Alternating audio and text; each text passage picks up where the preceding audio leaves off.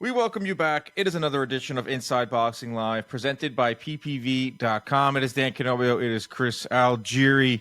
He fought Ruslan Provodnikov with a broken orbital bone. We will be discussing broken orbital bones on this very episode. Chris, I'm I come to this episode a little downtrodden. Nothing that happened in the boxing world that is making me sad. It's the baseball world. I don't know if anyone cares. Juan Soto has chose the New York Mets over the Yankees. I saw that. What world are we living in where Yankees are losing out prized free agents to the Mets? That's 2024 has been weird. This is another another example of it being strange. Look, Dan, you're not even wearing your Yankee hat today. You're that upset? I am a little. $800 million. If he gets everything he gets out of that deal, that's why he chose it. And it was a 3-year deal? No, it's a 15-year deal. Oh wow, that's crazy. All right, well. The first 5 years. How do you make a 15-year deal? 41 years old he'll be when the deal is completed. Yeah, again, how do you make in a professional athlete? How do you make baseball, a 15-year deal? That's crazy. The revenues are nuts. Like you think boxing's got crazy money in it, and you see like what Canelo makes for one fight is crazy. Juan Soto will be making that every single year for 16 years, guaranteed. What Canelo makes in one fight, the $50 million. If I'm that guy's wife, I would bubble wrap him. Well, I don't think he's married. He's 26, young guy. He's not married. But as a Yankee fan, smart guy. New York has been flipped upside down in the last couple hours. I have boxing to talk about and to get me out. It's usually the other way around. I go to baseball to get me out of reprieve from the boxing. Yeah, the boxing nonsense. Now I'm doing the opposite. We have a lot of fights to talk about. It was a nice busy weekend of fights. It was nice to see. Had the double screens working on Saturday night. I had my DAZN app going. I had ESPN Plus. That's how Saturday nights are supposed to be if you're a boxing fan. Let's start with what we saw in the main event on ESPN. We'll talk about that card first. Emanuel Navarette just steamrolls Oscar Valdez, 6th round TKO. The first fight, there was a lot of discussion about, do we need this rematch? Do we really have to see this again? Because the first fight wasn't that competitive. This one was like a wipeout. Like Valdez just got his ass handed to him by Navarette, who was, I said, when Navarette's on, he's pretty much unstoppable. And he was on this night, Chris, throwing those counter uppercuts. Everything was landing. Navarette, I apologize to you, bro, because I picked Valdez in this fight for the value. And boy, was I wrong. Navarette, when he's on, he's on. When he's off, he's off. But Saturday night, he was on. But on, especially when he's at 130. When he's at 130, I always thought like size was a big part of why he was so dominant, like at 26 and 22. Because guys, this is his third weight class. He tried to go for a fourth at 135, and he just didn't have that physical advantage like he has in these lighter weights. But at 30, yeah, he's a problem. And Dan, you asked, like, oh, do we really need this rematch? Well, in hindsight, no, we did not, because Valdez took a hellacious beating that he really doesn't need at this stage of his career. We'll talk about Valdez in a second, like what this means for him, because I think he's done at the top level. Like he might be able to take a couple more fights if he wants. He's only 32, but as we spoke about, in the past, but he's long in the 232. Right. He has that broadcasting career ahead of him. He has his life ahead of him. He's also got a fantastic career. Like he's had an incredible amount of success in what he's been able to accomplish. I mean, talk about amateurs, Mexican Olympic team, multiple division world champion. He's had some like fight of the year type fights. That fight with Scott Quigg was awesome. Like a tremendous, like amazing epic night that he won. So how much more is there to do for a guy like that? Yeah, I mean, this was his last stand, I thought, and I thought he would put up a little better of a fight, and he gave him a valiant effort. But this night was about Emanuel Navarette, just able to land early and often. There's a clip on Twitter that's going around from Top Rank where Navarette throws a counter uppercut right hand that knocks the mouthpiece out of Valdez's mouth in slow-mo. I've watched it like 1,000 times because Valdez took that punch well. I was surprised because it was a really hard shot and that he didn't see coming. Mouthpiece flies out, but he actually took that punch really well. Well, who the heck throws a counter uppercut, no look, so wide and lands it it lands it perfectly on the chin? That's Navarette. That's Navarette. Yeah, that's him in a bow, wrapped up in a bow. That's Navarette. Crazy wild uppercuts from halfway across the ring. It's unbelievable.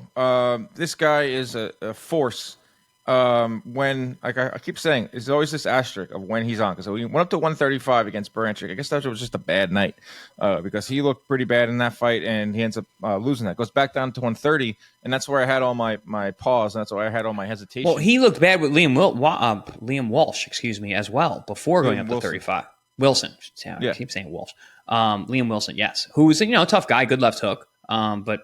Oscar destroyed him after that, and he gave Navarette hell when they fought. If you use that theory right there, you think about it. Like use that triangle theory in boxing doesn't always work, but you got it. Like the math almost never works. Never works. But the math was like, all right, Valdez looked good against a common opponent, where Navarette didn't. Navarette's coming back down in weight. Like this was. Well, this is why you bet Valdez, bud. You took all that. You let the money line. Make you think, the odds made you think like, hey, he's coming off a bad performance where he lost at 35. He hasn't looked good since the last time they fought. He lost, the Liam Wilson fight was tough. Maybe Valdez could do it. Nah, no, you got duped, bud. You got duped. Yeah, the plus 400 was staring at me, and I didn't necessarily think that he was going to win. I put that out when I tweeted it. It's like, listen, like I'm not necessarily thinking that Navarette's going to lose this fight or Valdez is going to win. I was like, that value there is just too nice, and it ended up being too good to be true. For Navarette, what he does next, he talked about wanting to go to 135. Like he talked about it in the lead up to this fight, where he's got some unfinished business there. The title picture there is a little more complicated when it comes to fights with Top Rank and all that. I don't know if Navarette can get Baranchik, who I don't know if he's fighting with on the Riyadh cards. He might be, he might not be. But some of the other names at 130, I don't think he can get in there. So maybe a move to 135. I don't know. Maybe he stays at 130. They're talking about him going up against Espinoza, who we'll talk about in a second, which an all-Mexican clash, which would be amazing. So I don't know. Would you say to stay at 130? He's 29, but I feel like he's an old 29 as well. Like he doesn't have that build like a traditional fighter has. That's a lot like another thing too. But should he stay at 130? Should he go to 135? I think he should kind of stay at 130. See how much longer he can go there. I think he should stay at 130. I think there's good fights to be made, fights that he can win. I'm going to go back to those physical advantages that he has in these lighter weight classes. He just doesn't have that at 35. 35 guys start getting bigger, and I don't know. I think there's good fights for him. You mentioned the Espinoza fight, which makes a ton of sense. Espinoza is definitely moving up in weight soon. From 26 to come up to 30. And that's, I think, because it looks like they're building Espinoza to be like the next Mexican great. Like they want him to be that guy. And you got to, if Navarette is still fighting, you got to fight that guy and beat him if you're going to be considered the top dog in the lighter weights as a Mexican. So fight makes too much sense not to happen. Anthony Cacace. I don't know if he's staying at 130. Yeah, what's he doing? He's big. He's a big 30 pounder. So maybe not. Oshaki Foster, who is in attendance, who is with staying. Top Rank. Oshaki Foster versus Emanuel Navarette is a good stylistic clash. Yep. You got your boxer versus your brawler. I would favor Navarette in that fight. I don't think Foster has enough to keep him off. So that could be a fight that could be made with Top Rank. That's a unification as well. That's the thing about Navarette. Yes, he's a heavy-handed guy, but he's a volume guy too. So I think that would give Oshaki fits to have to deal with him all night long. Because that's what gave Oshaki trouble against Conceição, was him being busy. Was the busyness of Conceição was able to really give Shock problems. And if you got a guy who's busy and hits hard, I agree with you. I would favor. That was the biggest thing I took away from that fight, Chris, was like Navarette's motor is insane. Like 60, 70 punches around from all these angles. He was different this fight, though. He's smart, too. He was setting things up. You could really see the gears are moving in that night. He learned from that first fight. He was setting traps. Valdez was walking right into stuff. I was very impressed with Navarette because it wasn't just him just running over an old man. He was setting up some good shots, landing some tricky punches, and dude, he finished him to the body. 10 count with a body shot, like to a Mexican great. That's an excellent Mexican fighter. I don't want to say great yet, but that's a big deal. There's Lamont Roach, who's fighting at 135 against Gervonta Davis. There's Ray Ford, who is gotten to the weight class, but he's got to work his way up a little bit, and he's also with Matchroom. Joe Cordina, Matchroom. So there isn't, I think it's Foster or he goes with Espinoza, who just looks like a movie star. And Top Rank, you can just see, is giving him the preferential treatment and has him geared up to be the next star. We can talk about him too in this doubleheader. But anything else we want to talk about Valdez? If this is the end for him, heck of a career. I was reading up on him, a story from Top Rank when they were talking about when they first signed him, all the high hopes they had for him, and I think he exceeded those expectations. Mexican fighter with a huge fan base, won world titles, was in entertaining fights, just a really classy dude as well, like a good representative of boxing. I'm not trying to write him off just yet. Who knows where he can go from here? But in terms of him getting to the top again or getting to a title shot, that's going to be a really long road that I don't really think he needs to necessarily take. But hats off to Oscar Valdez if this is the end. Yeah, I said it before when we did our pre-fight show that a loss here for Valdez, it really doesn't leave him much room for anything else. He's had a great career. He has a burgeoning commentator career ahead of him now. It's just what are you sticking around for at this point? He had his old Mexican clash. He's trying to get his revenge fight. It went worse than the first time. So I don't know. I think he can walk up to the sunset and hang his head high. What about going back to Navarette, like 135, like Keyshawn Davis? I know he has his sights set on title fights and getting a title shot at the WBO. There's also discussion about like Navarette. Look what Navarette did to Valdez, but Shakur couldn't stop him. I know I hate that theory in boxing because they're all different times. When Valdez fought Shakur, he was a little fresher. Yeah. But that's how we do in boxing. We compare performances, we compare opponents, and then you figure out what you like out of that. Yeah, I wouldn't. I avoid boxing math as much as I can and comparing. Those types of guys with such different styles and approaches, and it's also you got to remember it's the second time that they fought Valdez. So yeah, he stopped him the second time. Didn't stop him the first time. Didn't even come close. So he had more rounds to figure him out, and also Valdez is just longer in the tooth. He's getting older. So I can't compare the results of Navarette Valdez and Shakur based on that. So and again, that's just for totally Twitter different, to do. Totally different styles. I don't think Navarette could hit Shakur with a bag of birdseed. So I can't use that boxing math at all. I don't think we're going to see that, unfortunately. I would love to see that at 135. Like Navarette versus Shakur would have been a really fun fight at 135, but when Shakur jetting to Matchroom and Navarette sticking around there, who knows? Maybe we could see it down the road, but I mean that fight I feel like it's really not in the future of either fighter right now. Let's go to the 126-pound rematch that, unfortunately, we're talking about, which I thought was going to be a barn burner. The first fight was awesome. Talking about Rafael Espinoza and Robeisy Ramirez. First fight was incredible. Second fight, not so much. Espinoza wins by sixth-round TKO because Robeisy Ramirez just could not continue anymore. Broken orbital bone that he claims came from a elbow. ESPN went back and looked for the elbow in round 5. He complained about it after round 5, Ramirez. Didn't see an elbow. We saw like a grazing. I didn't see anything that would cause that to happen to an eye. What I did see from Rafael Espinoza, Chris, was a lot of right hands, a tremendous amount of right hands to the eye of Robeisy Ramirez that ended up breaking his orbital bone. A lot of quitting conversation in boxing. We'll talk about that in a second. But Espinoza, this guy just looks like a star. He's got it written all over him. Yeah. Will he move up now to 130 and fight Navarette, which could be a real star performance if he can stop him or beat him there? This guy's really, really good, and he's coming into his own now at age 30.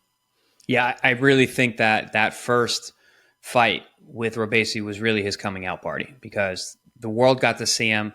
Not only did he show skill, he showed his just gigantic frame that he has for 26, but also he showed his mettle and his nuts and guts because he broke his foot in that fight when he went down. He fought the rest of the fight like that. Late rally to secure the win, very, very close. Then he comes back, looks awesome in his comeback fight, knocking out a really kind of nondescript opponent. But doing what you're supposed to do with those kinds of guys. And then he gets the rematch for Robeisy. And listen, I don't know what those judges were looking at. Like 2 of those judges had Robeisy ahead. I didn't see that at all. I thought He was fighting on his back foot the entire time. He was put in very uncomfortable positions. I don't care how many times you smile during a fight, you're not winning rounds, especially because Espinoza was putting a ton of pressure and, like you said, landing right hands. And the thing is, that eye didn't swell until that last right hand hit him, and it was immediate, because that's what happens when you break your orbital. And I said, as soon as he turned away and I got to see his eye, and you start to see that like looks like a spare tire underneath the eye developing as you're doing an interview, like that's a broken orbital, because you fracture that very thin plate behind your eyeball where your eyeball actually sits in the orbital. You fracture that, and then it just fills up with air, it fills up with blood, and it swells very, very quickly. Go watch my fight with Ruslan. My eye was swelling before I even stood up from the knockdown. And I'll tell you, and I've said this before when we talked about Joe Joyce when he stopped Dubois, when we talked about Billy Joe Saunders when he fought Canelo Alvarez, breaking your orbital is scary. It is a very foreign feeling. It is a very unique, rare thing that happens in our sport. It's pretty rare, honestly, for as much as we get punched in our eyes so much. It is pretty rare. But when it does happen, it's shocking. And you saw what happened with Robeisy. For me, I saw him panic because of something that happened to his face that's never happened before. And like I said, it's a very strange feeling. And he quit immediately. And I think if he could have got back to the corner or tried to fight through it a little bit, yes, I understand the double vision. I fought fights with double vision before. It's scary.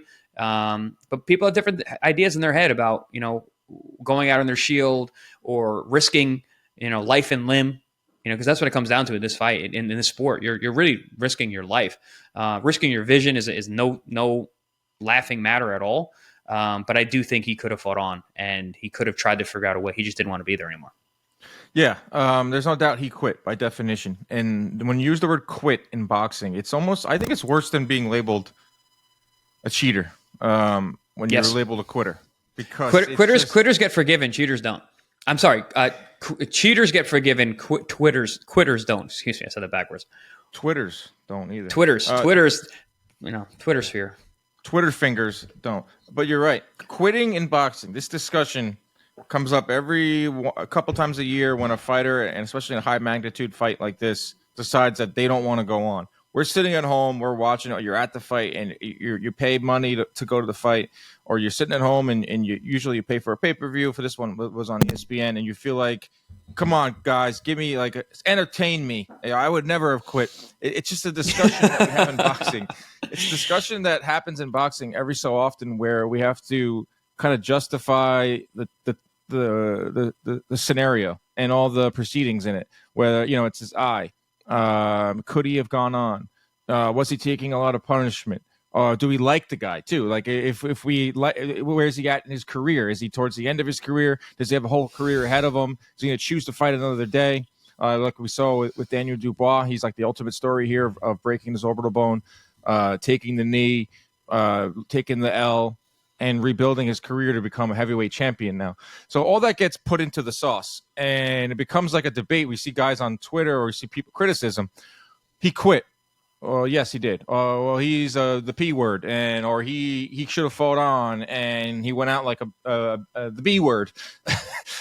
All that, and it's like, all right, well, we need to just kind of take a step back for a second, because yes, by definition, he did quit the fight. There's no other way to no other word to use. He decided he didn't want to fight. He no-mossed it. He put his hand up and turned his back. Yeah, it's a no-moss. Well, I will say this. I tweeted out no-moss, and then my dad texted me. He was like, I saw your tweet. Like, Duran didn't have an injury. He had diarrhea, or he had problems with from taking a diuretic. Like this was from an injury, and we don't know how it happened, elbow or not. It doesn't. No-moss means no more. So that's what I mean. I know we always put it to the Duran fight because he flat out quit because he just didn't want to be there anymore. But it's similar. It is kind of similar. So it just means no more. I'm like, no more. Putting your hand up, putting your head down means no more. I'm what done I mean here. Is there was an injury for right. Espinoza, where Duran, I think it was self-inflicted, a lot of reasons, from what he admitted to, taking a diuretic and or just being. But he also said he was he also said this guy will give me a rematch. I don't really want to be here right now. So that's essentially also, what it was. I think another thing too with Duran, he just was he was almost like he knew he couldn't win. He was so he didn't fuck it. want to fight that style. We've seen that too with Lomachenko, Nicholas Walters. Yep. We've seen guys just say like, I'm not gonna like forget this, like throw the hands up, like I'm never gonna. Like, win. what am I doing here? I can't win this. I'm getting embarrassed. But that's like the ultimate no, like among boxing, like among boxers. You're in the fraternity, Chris. You fought with a broken orbital bone. You decided. But also, I was getting smashed, not smashed, but I was getting completely beat by Pacquiao, and I was endlessly beyond, winning on the scorecards. I still got up every time. I still kept trying to fight. It would have been very easy for me to be like, all right, well, I'm so far behind. What am I doing here? I'm in a guy who's very dangerous and keeps hurting me. I should get out of here, right? No, we don't do that. No, that would Fighters have been don't do horrible that for your career. Horrible. Imagine like, okay, you break you. This is why you're a fantastic co-host for this exact episode, because you broke your orbital bone and you decided to fight on, and then you were overmatched by a Hall of Fame generational great, where a lot of fighters would have said no mas and you continue to fight. But imagine you in the 8th round, you're down, numerous times, and you were like, I'm done.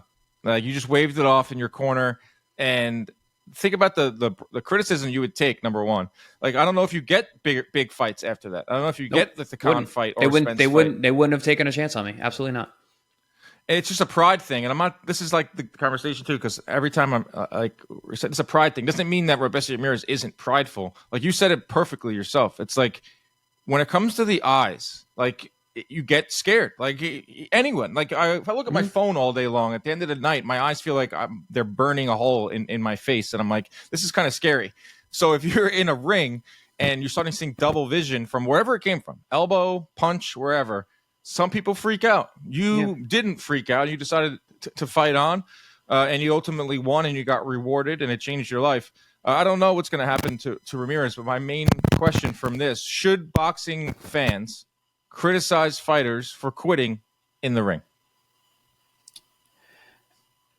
Fans, I mean, I always think of that meme of like the fat guy with the bucket of chicken and the diet soda being like, you should have pumped the jab. If it was me, I would have went out there. Like I love that meme. I think that criticism is fair coming from fighters. I don't know about fans because again, you're never going to know what that feels like. If you've never been punched in your face, you never broke your nose, you never broke your orbital, you never broke your hand in a fight where you're fighting for your life. I don't know those criticisms. I can't listen to that fat guy on the couch with the Diet Coke, saying anything about this fighter who goes out there. You got to respect fighters who go in the ring. It's definitely not going to be Robeisy's shining moment. It's gonna mar his career. Can he come back? Absolutely. Duran did it. Duran is one of the only guys that I can remember in recent past Dubois as well, who showed that quit in them and also came back and made a great career. So you can get out of it, but you're putting yourself in a big hole, and that mar never goes away.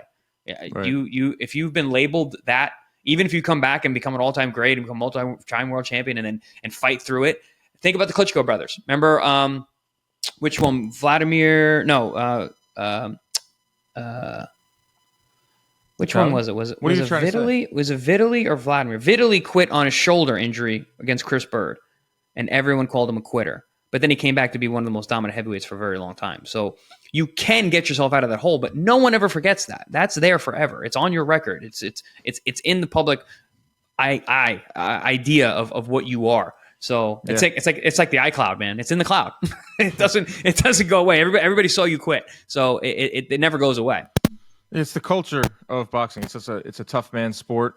There's a lot of machismo in it, and you're not supposed to quit. You're supposed to go out on your shield. You're supposed to be a warrior, all this and the other. But no one thinks about them as human beings. No one thinks about them losing their eyesight or breaking an orbital bone. Who's going to look after these fighters when their career is over? No one sees them the 364 other days or to fight twice a year, the 363 other days. No one really sees or no one takes care of them. There's no pension. They go on and on and on about why you shouldn't necessarily rush to criticize a fighter who decides it's their body and their injury. But that's what kind of boxing is. I mean, that's what sports are. Like you just criticize a guy. I can't help but think about it. I mean, because it's obviously so just happened. But Israel Vasquez, a guy who just passed away, rest in peace. Due to cancer, lost his battle to cancer, and I think he's 47, 48 years old, something like that. But think about the wars that he had. I think his eyesight was severely compromised permanently after the one of those Marquez fights. No. Yeah. I know he had a lot of eye problems after the fight. He's a hero. That man's a hero. Like those fights are incredible. Those 4 fights with Marquez, they went 2-2, knocking each other down, knocking each other out, blood, guts, broken noses, everything. And even him in the first fight, he got labeled a bit of a quitter because he got stopped in the corner because he broke his nose badly, really bad. There was like lifeblood coming out of that nose all night long. And he took that to heart. And he came back and he fought Marquez a rematch. He knocked him out. And then they fought again. He won a split decision. And then he fought again. He got, at that point, he was really long in the tooth and got stopped. But listen, he went down as a hero. He came back from that. It wasn't the same. It wasn't like literally put his hand down and said, I'm done fighting today. But he did get stopped in the corner. And a lot of Mexican fans don't like that. They want you to go out there and go out on your back, go out on your shield. And Robeisy did not do that. And there's going to always be people, especially like you said, those machismo-fueled Mexican fans, and a lot of the sport. You don't have to be Mexican to be that way. Are going to look at that and frown on it for sure. Yeah, that's the biggest takeaway from this fight. Unfortunately, we have not talked too much about Rafael Espinoza, who was landing early and often, who is really good. I agree with you. Like I didn't have fought very confidently too, supremely confident. Yeah, this guy's just got a lot of good aura right now and has a lot of good momentum in his career. I agree with what you said before about how I didn't have Ramirez up at the time of the stoppage. I thought it was close because Espinoza was landing the cleaner, harder shots. He was throwing more punches. Ramirez was more tactical and was more efficient. He was throwing less punches, but they were landing just about the same. But I think Espinoza's punches were way more meaningful, impactful, and more crisp, impactful. Mm-hmm. And so you can see a 3 heading into the 6th, maybe 3-2 Espinoza. I did not think Ramirez was winning the fight by any means. He was fighting on his back foot, and he was stinging Espinoza, but not like he was in the first go-around. I think Espinoza would have won the fight. I think he could have maybe stopped him, too, later on in the fight. So I didn't think that Ramirez was up on those cards that ESPN showed. But I will say this about Rafael Espinoza. This guy, I don't know how long he is for 126. I love the featherweight division. There's some really fun fights that could be made with him, unification fights. But this guy is huge. We see that with our eyes. He's talented too. He's not just a weight bully, right? Or size. Very good, very good jab, very good right hand, good defense, just everything. He weighed. This is a fight at 126. He rehydrated to 146 or 47 pounds, and they showed it. They made it a point to show it on ESPN, and it's not by accident. Like HBO used to do this all the time. Part of the tail of the tape used to be the weight that they weighed a night. And then boxing completely got away with that. I think fighters don't – it's become like a big taboo topic in boxing where it's a question. We don't know what fighters rehydrate to, or it becomes like a thing we hold against fighters for being weight bullies or rehydrating too much. HBO used to do this all the time. So whenever I see a network show that, like multiple times, and talk about that, is that they're trying to set something up. And what I think they're trying to set up is a fight between Rafael Espinoza and Emanuel Navarette at 130 pounds. I think Espinoza will move up. I think he will fight Navarette, and I think that would be an awesome fight. Like, what are your thoughts on that fight? I think that's just like the next one. I think ESPN is very good at that. Top Rank is very good at finding their next fight. Well, they're playing chess. They're setting the board. And I said it earlier. I mean, this fight makes way too much sense not to happen. If you're trying to make Espinoza the next star, which certainly seems that way. That's the way they're moving. And Top Rank plays 4D chess. They're always playing hands and moves ahead. And so in this situation, it makes a ton of sense to make this fight happen. Like you said, they planted that little what they call an Easter egg. No, look, he weighed 147. He's not going to be in 126 for too much longer. I heard before this fight that the only reason that he stuck around was because of the rematch with Robeisy, obviously, which made a ton of sense too. But get him up to 30, fight Navarette. They both just fought last night, so they should be coming back around the same time. Once again, fight makes too much sense not to happen, but this is boxing, and rational thought goes out the window. So we'll see. Well, it would be unfortunate to see him not kind of unify at 126. Like, I just don't think he can make it anymore, man. I told you I saw him at the Munguia fight in Arizona, and listen, a 126 pounder being eye to eye with me, but also filled out and wide shouldered. I'm like, he walked in behind Munguia, and he looked bigger than Munguia. He walked in behind Munguia, and I'm like, yo. I go to Tim Bradley. I'm like, yo, is that Espinoza? And he turns around, he goes, "Yep." And I'm like, "Whoa!" I got up and I shook his hand, and I was like, "What's up, Shane? And mucho gusto, bro." But man, he is big. I don't know how he makes 26. He looked like a different person, literally a different person. That and the fact that Nick Ball is one of the champions. He's not going to fight Nick Ball because the matchroom. That would be hilarious, though. 5'2" to 6'1".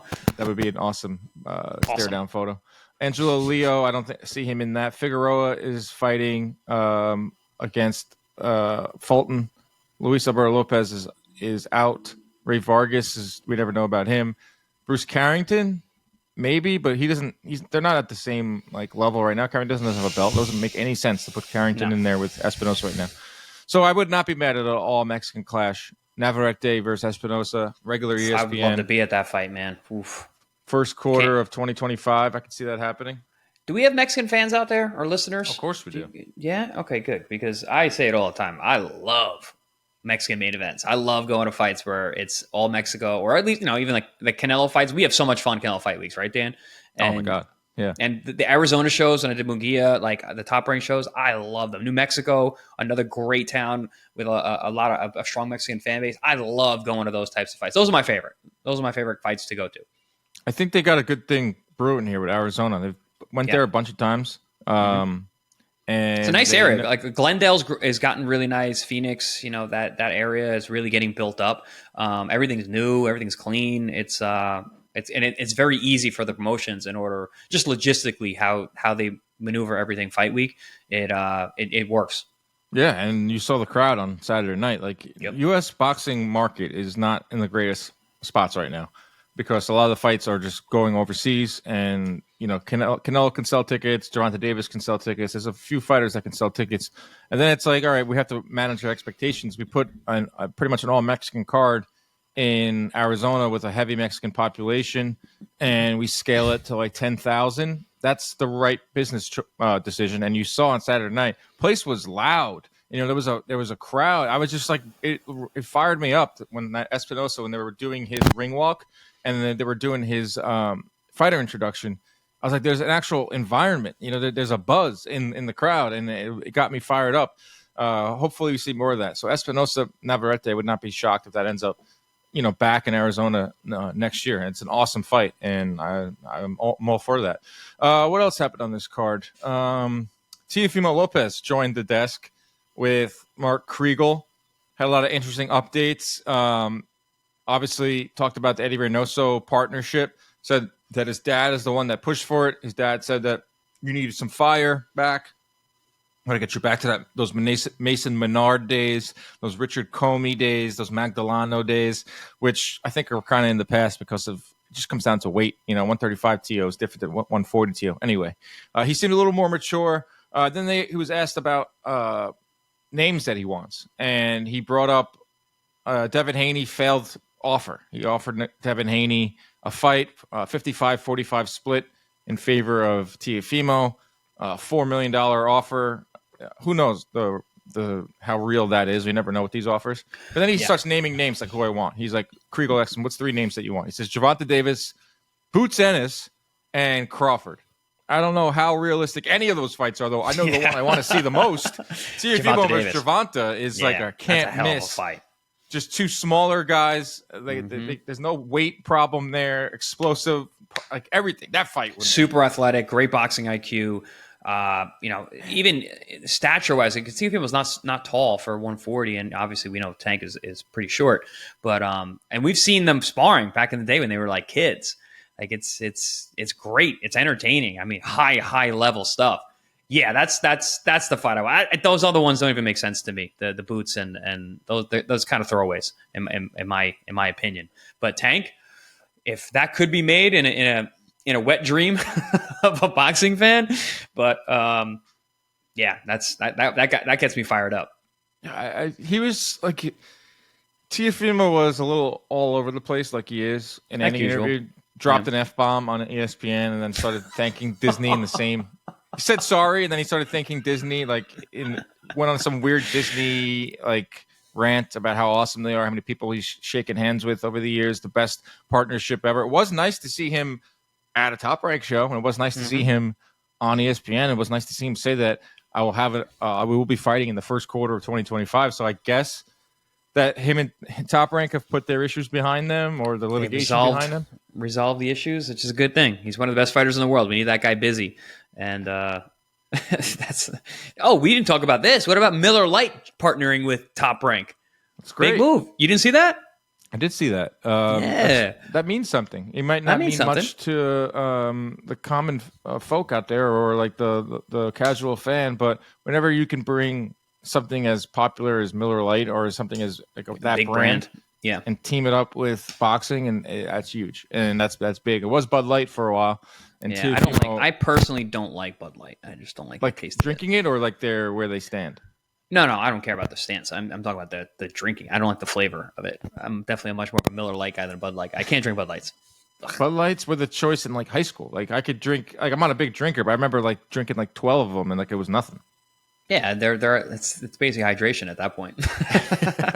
Bud Light, yeah. So Miller Light's pretty similar though. Miller Light's very, very low alcohol content. Yeah, I just think the flavor is better. Saying like these are heavy like Guinnesses here. Like it's light or beer, like IPAs or anything. Yeah, I haven't drank a beer in a while. I don't do gluten. Yeah, you're an anti-gluten warrior. Oh man, what I would do just to drink a beer, beer is amazing. I miss beer is amazing. Someone asked me recently, like, what do you miss the most in terms of not eating gluten? And it was like bagels, pasta, pizza, beer. Like cracking open a cold beer is like one of life's greatest joys, and I missed that. Ben Franklin, I think, was quoted, and he said, "Beer is proof there is a God and that He loves us."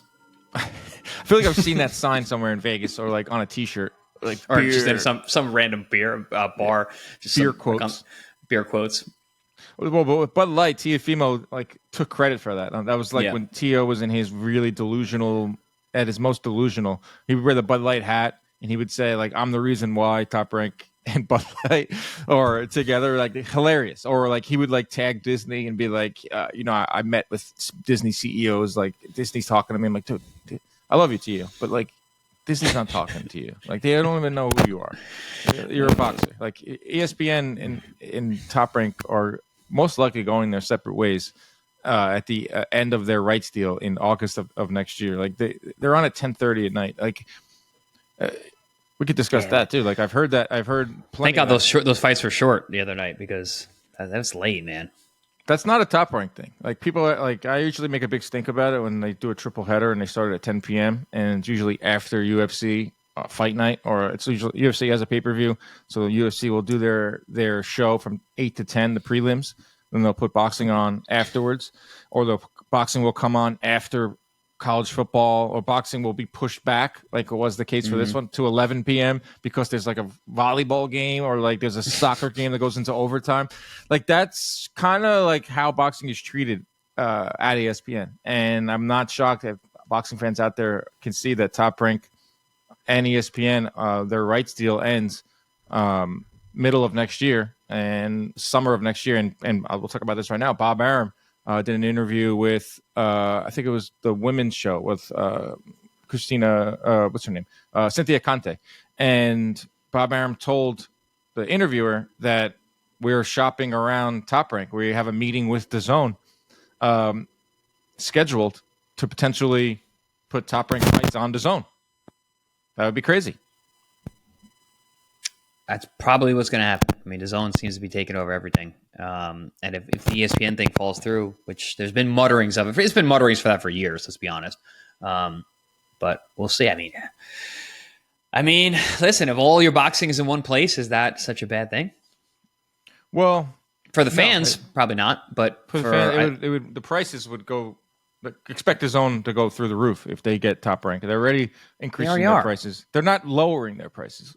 They're only going to keep increasing them to cover the cost. No, prices never go down, Dan. Very, very rarely, unless you're Turkey and you can. Money doesn't matter, and you can just lower pay-per-view prices just because a few tweets. But if Top Rank, here's what Top Rank wants to do. They want to, from what I've heard, I don't know, I haven't any insider information. They want to do what kind of the NFL does. The NFL has their product, and Top Rank has their product, and the NFL gives it out to different packages to different networks. So Thursday Night Football is to Amazon, Netflix is getting into the mix. CBS has their package. Fox has their package. There's streaming. There's broadcast. I don't think boxing is in a position where they can do broadcast and streaming. I think it's going to go all streaming. So from what Aram has said and from what I've heard out there is that you're not going to see, you could potentially not see Top Rank on one platform. It could be some on ESPN. It could be some on Amazon. Well, PBC did that when they first came out, right? They were on Fox. They were on ABC. They were, we were all over. So that's what a lot of Spike. I fought on Spike TV. I fought on like 4 different networks from when I fought PBC. It was different. It was a different network. Yeah, everywhere. HBO, Showtime, Spike, Triller. Triller. I don't think Top Rank's getting into bed with Triller, but this is what all the other sporting leagues do. So Top Rank will be doing that to a lesser degree. So it'll be interesting to see. Like, it doesn't mean that ESPN is done with boxing. Like, I've heard things where maybe they'll be on ProBox TV. Top Rank. Yeah. I mean, it's essentially a network. I mean, they let us use a lot of their fighters all the time, their prospects. Well, think about it. Top Rank has a ton of upcoming fighters. That's what Top Rank does. The roster's huge. The roster is huge. It's and different. They keep their guys busy. It's not like I know we always knock PBC for the guys not fighting that often, but Top Rank keeps their people busy. That, and they have a lot of the next generation. It's very attractive. It's an attractive roster where they get them to a certain point. Yes, they have had some famous breakups. Floyd Mayweather, Oscar De La Hoya, Shakur Stevenson, Terrence Crawford. You almost get to a certain point as a fighter with your stature and where you are, where Top Rank can't really do anything for you anymore, and you move on. And that's rare. That's those are the biggest of the big. Well, it happened a lot though, like Cotto as well. Like it's. But then you got a guy like Tim Bradley, who's like a Top Rank lifer. He's very loyal and he stayed. And he got rewarded. But also, I don't think he could have. $15 million. Right. I don't think he could have stepped out and done it on his own the way that Floyd Mayweather or a Devin Haney could have. It's very, very, very different scenario. Well, it is a different scenario because this is why boxing is different than any other sport. It's like Bradley stayed because he had Manny Pacquiao to fight. And Top Rank was like, all right, we're going to put you in there potentially 2 or 3 times with Pacquiao. Or you can go to PBC, or you can go to whoever at the time was the other promoters that were of note, and you're at the back of the line, or you might not have that opportunity. So a lot of it goes case by case. I feel like with Floyd, he left because he saw he had a grand plan, and he had Al Heyman in his ear to leave. De La Hoya, same thing too. He went and started his own promotion. Oh, De La Hoya is a different thing. He's his own universe. If you go to it more recently, Crawford and Shakur felt like he was disrespected, or they couldn't get him the big fights. They never got him Lomachenko. They never got him some of the other names, so he left. And same thing with Crawford. Crawford's like, I wanted Pacquiao, and I never got Pacquiao. Crawford is a different case because he just, he was getting like $4 million to fight Amir Khan. Like he should be thanking Top Rank, but they had a pretty bad split too. But he was getting a pretty high guarantee for mismatches. Yeah, I mean, the Amir Khan was a total mismatch, and Kell Brook, an aged $4 million to fight Kell Brook, shop worn Kell Brook that got knocked out with a jab. Bro, that's an insane deal, and now he's moved on to bigger and better. And then those two foes fought each other and made an entertaining Khan versus Brook. Yeah, they fought over there, and people that's really a money grab of all money grabs. Yeah, so we'll see. Unbelievable. We'll see what happens with Top Rank. It was interesting stuff. It's not until the summer where we'll see where there goes. A 7-year deal that ESPN signed with Top Rank, and now we're at the end of it. And I think it's been pretty good. I mean, there were ESPN getting boxing back at a high level. Like, there's been, outside of a few pay-per-views, a majority of the fights have been on regular ESPN. Mm-hmm. We've gotten some awesome fights. You got to call some fights, and it was great to work. Great, fantastic working with them. They were the tip top. I've worked with everybody. ESPN, there's nothing like it. It just kind of sucks that potentially ESPN's the last network, traditional broadcast network, to air boxing. Everything is streaming, and this could be the last one to fall out. Like, no Showtime, no HBO, now no ESPN. I mean, it's scary, but it's also like not the worst thing for boxing to be streaming. I think fans have gotten very used to watching fights on apps. Yeah, it's the wave. It used to be the wave of the future. It's the wave of the now.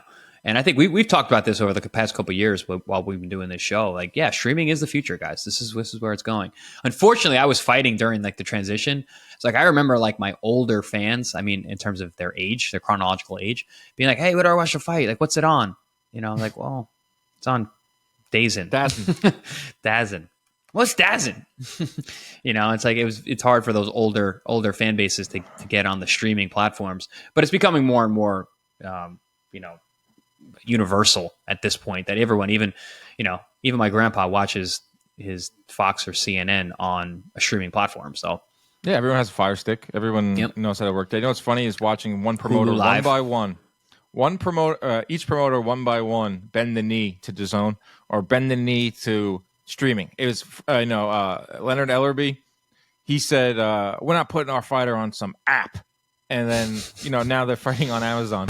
Or Frank Warren, famously over the years, has criticized DAZN for being behind a paywall, or you're fighting in front of, we don't know how many people you're even fighting for. Now he's in bed with DAZN. Bob Arum has always criticized the apps or DAZN. Now he's taking meetings with DAZN. So you go where the money is, and DAZN right now is trying to scoop up all the promoters, which I think would be good for fight fans. And hopefully it means that if you're all under the same network, which I believe is the biggest biggest roadblock for fights not getting made, is the network stuff.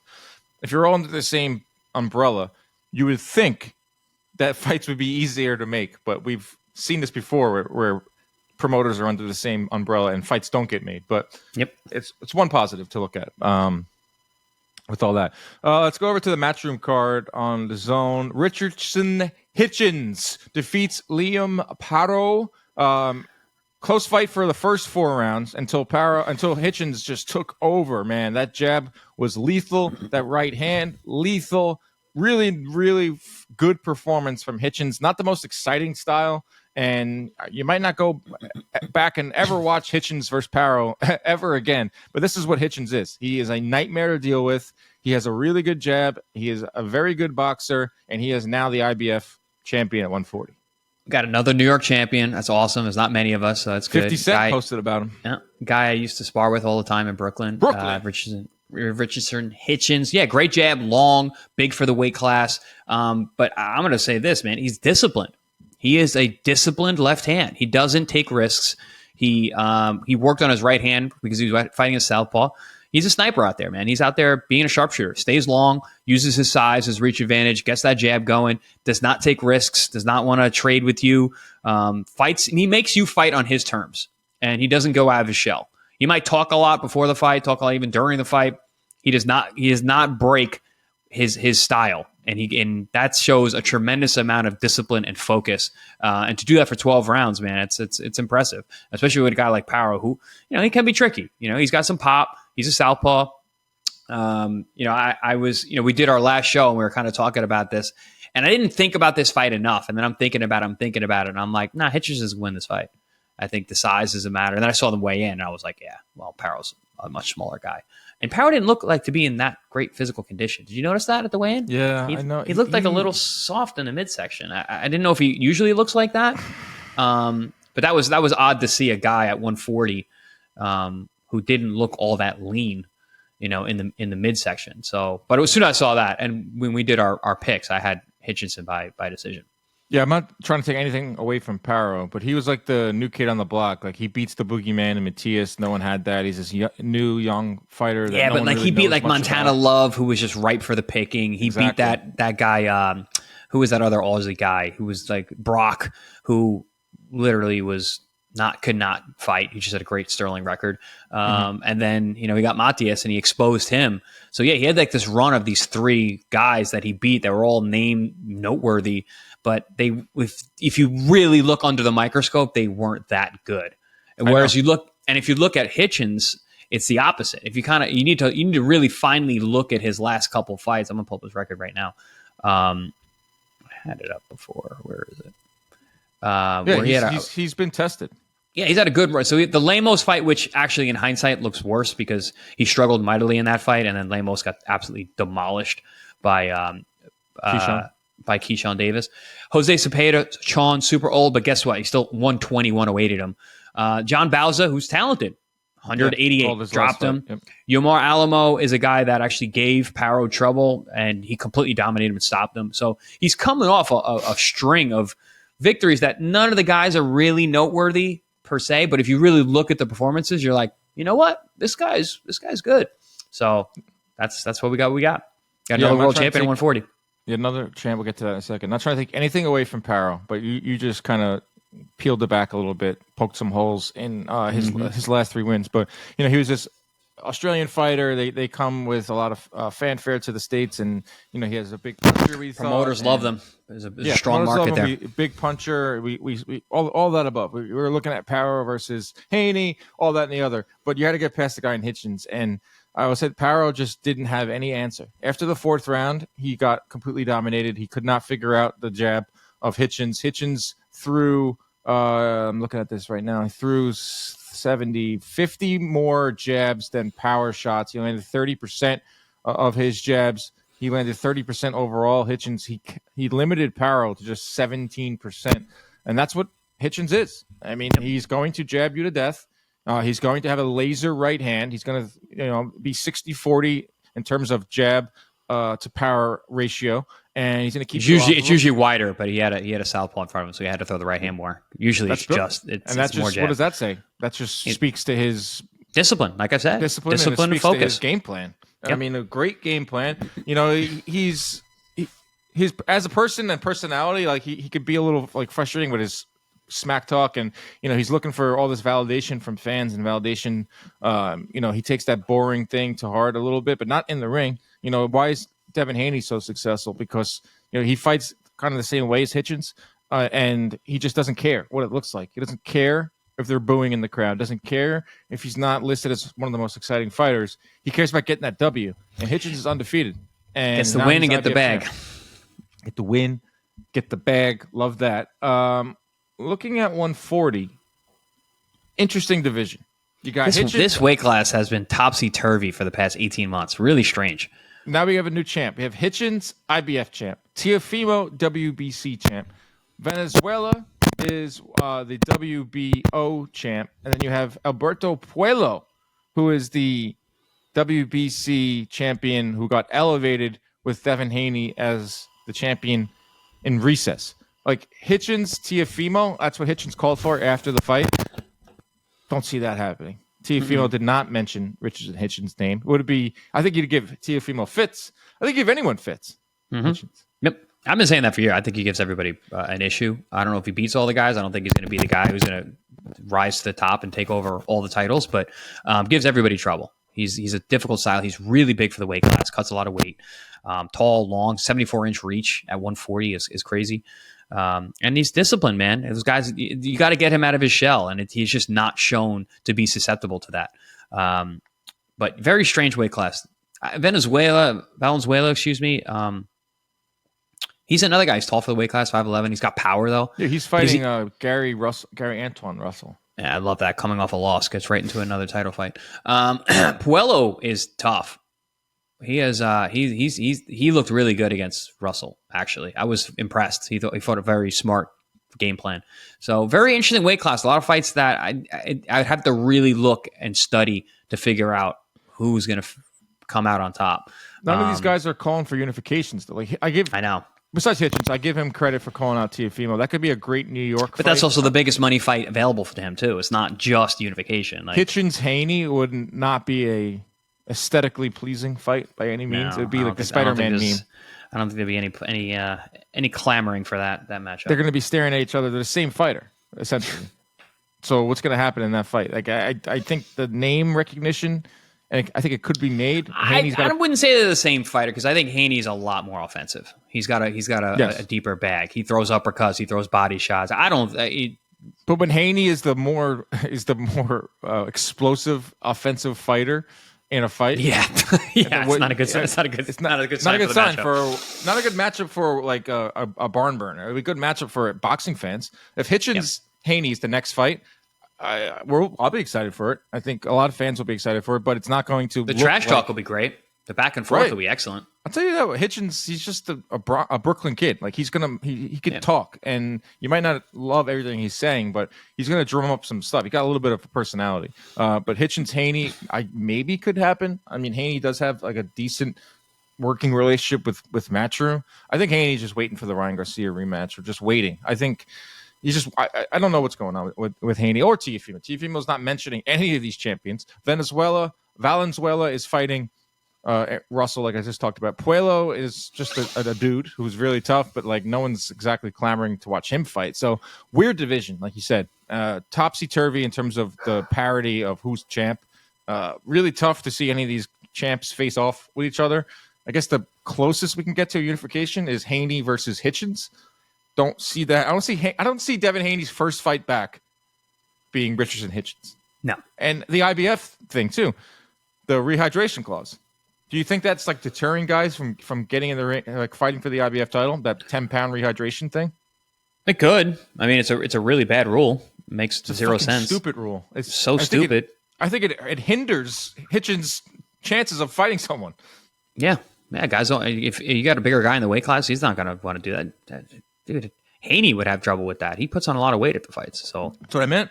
Like, yeah, what the plus is, you fight for a title, and Haney, in theory, could be WBC and IBF champion. I don't know if that matters to Haney anymore. But like on top of it, you have to come in the next day at underneath 150, where that's been a problem for Haney.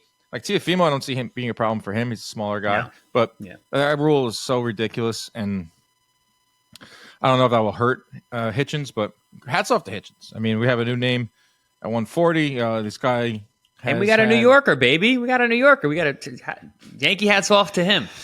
Yeah. We have a New Yorker, and I did ask why was this fight in Puerto Rico. I saw a ton of empty seats, and that's not a knock on Matchroom. They do a phenomenal job across the globe of putting asses in seats and promotion. I just don't understand why this fight was in Puerto Rico.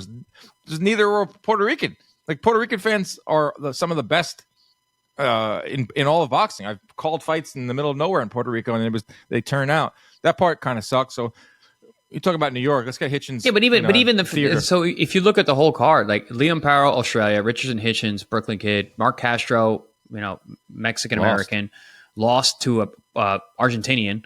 And then we had an all Puerto Rican matchup with Henry LeBron and Chris Diaz. Yeah, that was nice. That was a good one. Jaleel Hackett lost. Another guy got upset. And then Yankiel Rivera Figueroa. I like him, man. He's good. Flyweight. He's a stud. He's one of those guys that's going to move super fast. Like, he's 6-0 and he's on these cards fighting 10 rounders, a world champion. So, no, he's not a world champion. Excuse me. He's a silver champ. But champ. But yeah, I mean, 2 upsets on that card. 2 upsets. Yeah. Jaleel Hackett from undefeated, highly touted prospects. Jaleel Hackett loses. Mark Castro. I'm sorry. I'm jumping the gun on you, Dan. My bad. I know you're the quarterback. You're the quarterback of the show, but I'm segueing without you. No, it's perfect segue. That's like we got telepathy here. We're on the same topic and the same how I want to end the show.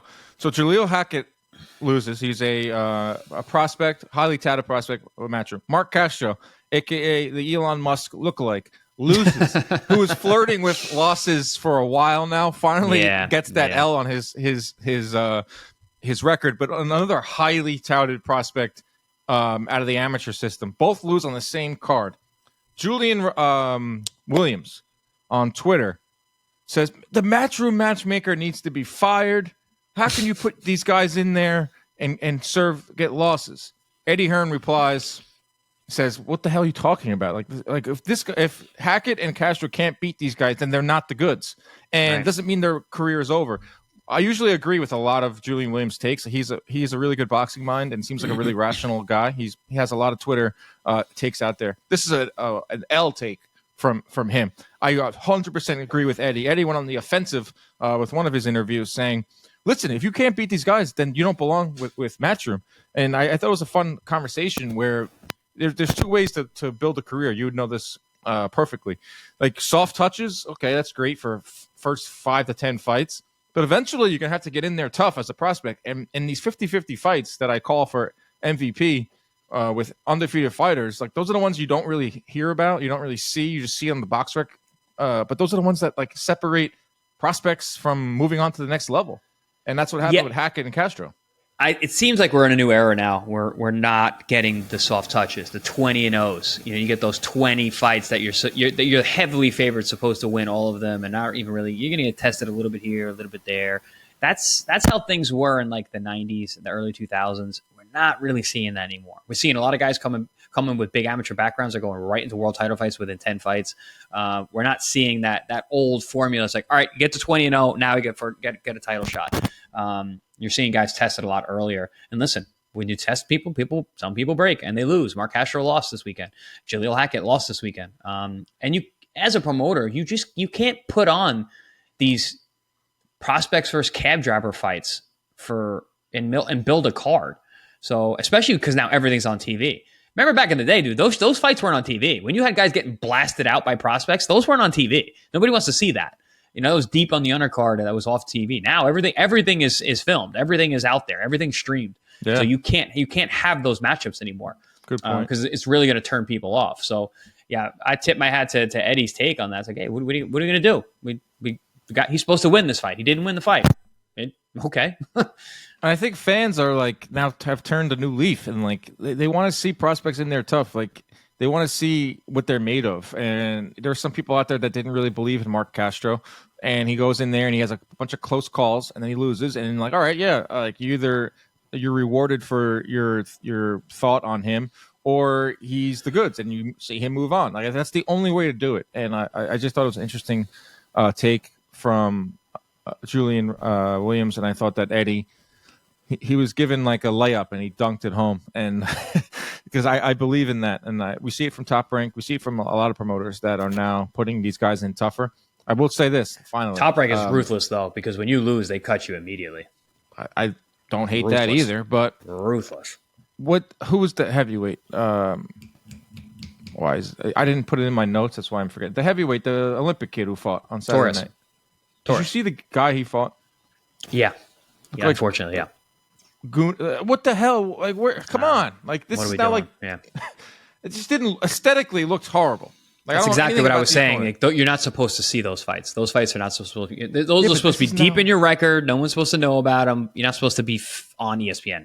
But Torres is like, people know who he is. He's not like this dude is like being featured in content. He's got a really great personality. The problem is they can't find anyone for him. Like his last fight was more of a step up. Like I understand keeping him busy. That's another thing too. Like it goes to your point of, they're streaming and there's social media clips now. You can watch almost every fight on a card on ESPN Plus. So yeah, that would have been a dark fight. If you want to get you one more fight, or Richard, before the end of the year. We found a guy in Arizona. He might look like your cousin here, and you're going to destroy him, and there's going to be zero pushback. But we got you a fight, and it just so happens to be it's all over Twitter. It just doesn't look aesthetically pleasing, but that's just the world we live in. Yeah, I mean, I like the push that we're getting lately. The move that we're getting more competitive fights with these guys coming up. Torres, they strike me as they don't really know what to do with him. I think they're afraid to step him up too much because he's just heavyweight's kind of in no man's land. Yeah, he's a tweener. He's not really big enough for the weight class these days. Like, how do you step him up when you got guys who are 6'5" and can punch? I thought he looked good in his last fight. He had that step up fight against our man from Philly. I'm drawing a blank. It's all right. Yeah, I didn't even think about talking about this on the show. It just came up where we're talking about fighters being stepped up at the right time, and I totally agree that with Torres, they don't know what to do. They do know what to do, but they don't know how to. It's just taking. Well, a little bit of time. They're being cautious. They're being cautious because Top Rank knows what they're doing. Yeah, he had a great story coming out of the Olympics. So I understand they're trying to hold on to their guy a bit, but it's got to be dark, man. you can't put these on TV or put them on Twitter too. Like I didn't watch it, but I opened up Twitter and I watch him just 6-punch combination on this poor guy, and I'm like, geez, this is what are we doing here? Mm-hmm. All right. That's our show for this week. Hope you enjoyed it. Hope you have a great week. We'll be back later. I'm heading out to Orlando for my final trip of 2024 for Most Valuable Prospects 10 over on DAZN. I'll be on the call alongside Wade Plem and Nonito Donaire, our guy. I love going to Orlando. It's a fun trip. So I'll be calling some fights. So the next time you see me, I'll be doing the show from my hotel room. And I will be in Plant City. We got fights this Wednesday for Pro Box TV. And then I will be flying out to do a studio show for Munguia for ESPN International. So I'll be there this weekend in Las Vegas. Oh, wow. All right. So we got to figure out when we're going to do the next show. We got to figure out where we're doing it from. It's my last trip of the year myself. I brought it down. Work trip. 13 trips this year. Oh, I always said I should have kept count. I always said I should have kept count of every fight I called for like years. That would have been cool to be like. You did a lot of fights. We both fights, called a lot of fights, but a lot of trips this year, whether it was PBC or it was Most Valuable Prospects. Very lucky guy. When I look at all those travel destinations, hoping next year it's a little more variety in where I go because all my trips are either Vegas or Orlando. I had. Dude, it's nice. It's nice though when you find a rhythm on a place. You know, like Orlando. I've been a million different places, and I still do travel a lot of different spots. But I return visits are kind of nice, even though I hate Las Vegas. But I know the routine. Like I know, routine, yes, you know what you're getting. I know which flights to take. I know when I can get out. I know what to do. I got my routine. I'm set. Because you know how it is when you're calling fights. Like it's a lot of work, guys. You got to do a lot of research. Yeah. You're not like on vacation when you get to location. Like you're working. You're in your room a lot. You know, you're working out. You're staying sharp. You're getting your sleep in. You're avoiding your friends so they don't take you out all night. So. Well, it's hard with Nonito Donaire. Yeah. Well, he's an animal. He's got a whole different essence. He really is, and you'll walk in Orlando. There's a bar next to the pool, and it's like a restaurant, and it's on the way to my room, and you almost have to like. Take the longer route, not to walk past the bar. To avoid Nonito. Because he's there. Like, not just him. Hey, come here. Just like anyone. They're like, Nonito, like, yo, Canopio, come over here. I got that's fight hotels in general, though. I got a mojito for you. And I'm like, how do you say no to that? Nah, you don't. You do not. You just end up drinking with Nonito Donaire and you have amazing stories. And you're like, all right, I'll go study later. That's awesome. Anyway, we'll leave you with that. And enjoy your week. We'll see you later on in the week. Check yourself at all times. Keep your hands up at all times. Stay out of those DMs, everybody. Goodbye.